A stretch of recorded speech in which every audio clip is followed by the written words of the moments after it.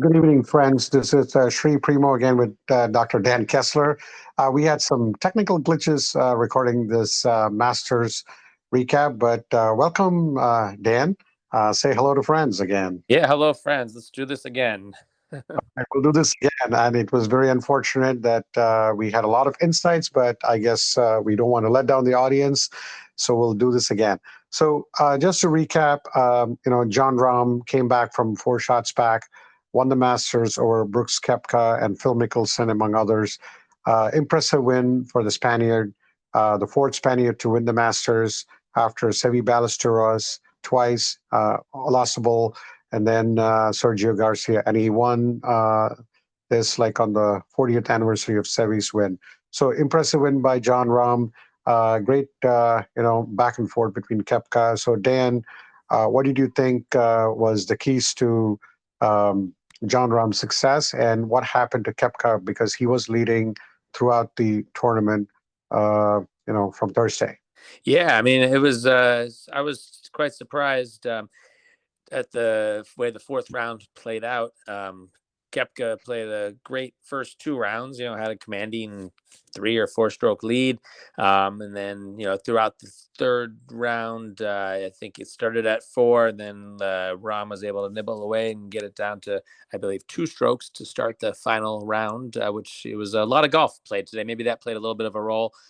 They came out at 8:30 this morning, played about 13 holes, I think, to finish the third round, and then got a couple-hour break, and then teed off again around 2:30 for the final 18 holes. And Koepka just was not sharp. Par threes on the front 9, I believe, killed him. It was, I think, holes 4 and 7, I think, are the par threes on the front. I think he found the bunker on either one or both of them and just couldn't get up and down. So took a couple bogeys there. He had a few putts that he missed that. He missed an easy birdie, I believe, on number 3. The actually number 2, the par 5, a little birdie that lipped out.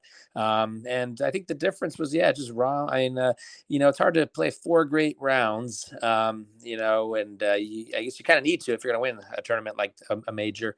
And today's final round, Koepka was just very dull. He just never got it going. And Rahm just played steady golf throughout. He shot I'm looking at his scores right now. He didn't shoot a great final round. He shot a 69, which was obviously good enough to, beat Koepka, who shot a 75 on the final round today. So Rahm didn't go crazy low like we'll talk about a few of the other guys like Spieth Tagala today, but Rahm did enough, and he was close enough to the lead with Koepka kind of imploding that he was able to take home his first green jacket. And as you mentioned, the fourth, he's now the fourth Spaniard to wear the green jacket. Yeah, and I think the other stat I saw was that I think you and I were talking about it before. 23, no birdies on 23, right? Holes or something in a row. Yeah, Is that okay? Yeah. I think that definitely, especially with good golfers around, like Rahm and even like Phil Mickelson had an unbelievable round. Shot a 65, the first golfer over 50 years old who shot a 65, and that's impressive in itself. Spieth had another unbelievable. I mean, I think he won it in 2015, if I'm right, and he played amazing. But he was a little short. But I think kudos to Spieth for making it. Making a run at the green jacket again. Yeah. No, it was nice to see. I mean, like I said, Phil, I was always a huge fan of Phil. Loved the Phil Tiger days, and then obviously the last year or two, Phil's image has taken quite a blow with what his comments about the PGA Tour, kind of speaking out against them, and then also with his comments linked to the atrocities that happened over in Saudi Arabia. He took a big hit, his image, in the public, and then his switch to the Live Tour. Obviously, he's kind of just disappeared the last year. We haven't heard much from him or seen him play, as his tour doesn't get much publicity. But I was just shocked at how well he played the past couple days. But also a fan favorite, right? I mean, he was. I mean, every hole he went to, he did have a huge, fan following, and I think he birdied the last hole. I think, and that definitely brought a lot of cheers from the crowd, and I was very surprised about that. Yep. I was actually totally surprised about how a lot of the Live Tour guys, including Koepka, Mickelson, Reed, made a pretty big run. They finished in the top five, I believe. Yeah. I very impressive how they did. But I think the day belongs to Rahm for his steady play, never flinched. And I think Koepka has never lost a lead. So that's one of the reasons why I was very surprised. But Rahm, kudos to him. I think once he took the lead, I don't think there was no turning back. I mean, he was very consistent. His drives were down the middle. Yeah. Even his putting, there was like 165-foot, I think one for birdie. He had, stuck it with like two feet from the pin. So I think Ram definitely deserves to take home his second, I think, major win on first Yeah. Masters, and he's going to be invited to the Masters all the time now. Now that he's one-time champion. Yeah, permanent invitation. That's right. So we'll be seeing him for many years, and I have a feeling this will not be his only green jacket. It seems like, I agree. he's now that he got his first major a few years back at Torrey Pines at the U.S. Open. Now this one seems like he's, just he feels at peace with himself, and it feels like the moment is not too big for him when it comes to Sundays at these majors. So I think it's looking like he's finally here. He's got the confidence, and his temper is really improved. I know when I first started watching him 4 or 5 years ago, he had a horrible temper. He'd miss an easy putt. He'd kind of either throw the putter down or just, he was getting really, Mhm. he wasn't mentally ready for the big moment, but he's improved. He realizes that if you miss a shot, just kind of shake it off, go to the next hole. There's still a lot of golf to be played, and he's got a better mindset, I think, now to approach these majors. Yeah, and let's also talk a little bit about the person who handed him over the green jacket, Scotty Scheffler. I really am a big Scotty fan, and I was hoping that he would go back to back, but I do think that today was not his best day, or the last couple of days were not his best days. What do you think, Scotty? I mean, where do you think that he didn't have his A game today?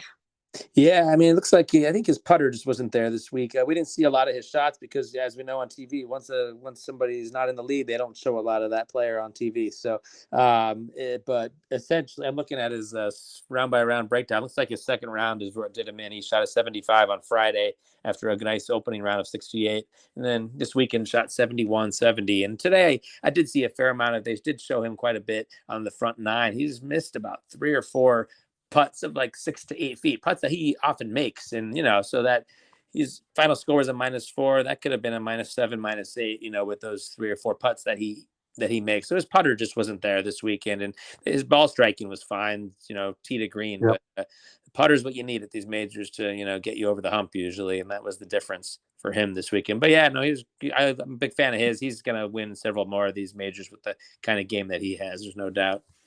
Yeah, and I'm looking forward to kind of seeing him in the Travelers in Hartford in June. So definitely, and he's definitely a fan favorite.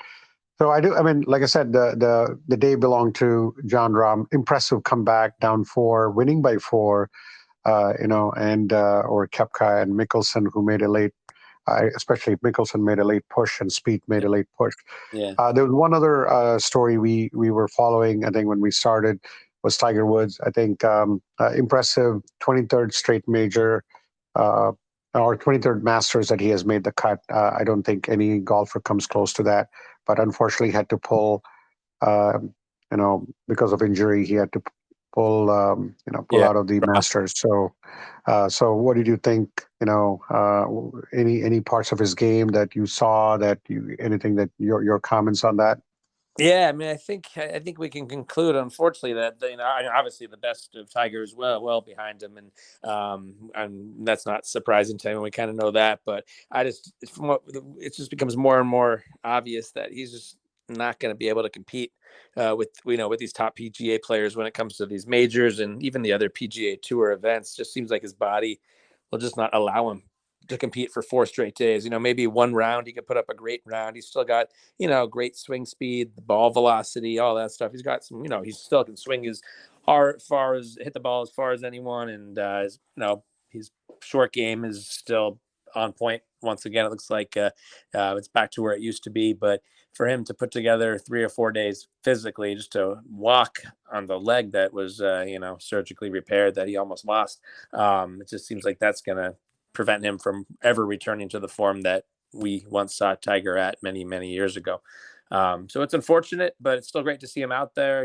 When he's out there, it just kind of brings back memories of those great years in the past that he had. But unfortunately, that's probably all there are going to be at this point is memories. Yep, I think so, and especially with the current crop of golfers with Rahm and Scotty and Yeah. Brooks, and I think too many good golfers out there that he needs to kind of surmount, and I think that's going to be an impossible task. And again, let's see if there is one magical moment for him out there. But for now, I think, I think it'll be great to see Tiger in a major, for drawing crowds. But the days of him, winning another major, I definitely think he's not going to be there. But let's see what happens.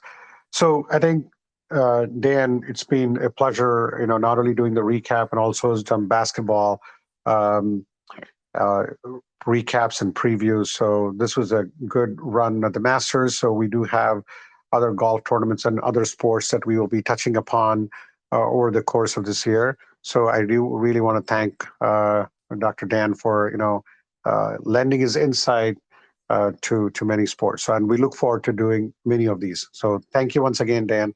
Thank you, Sri Primo. It's always a pleasure. All right. Have a good night. Good night.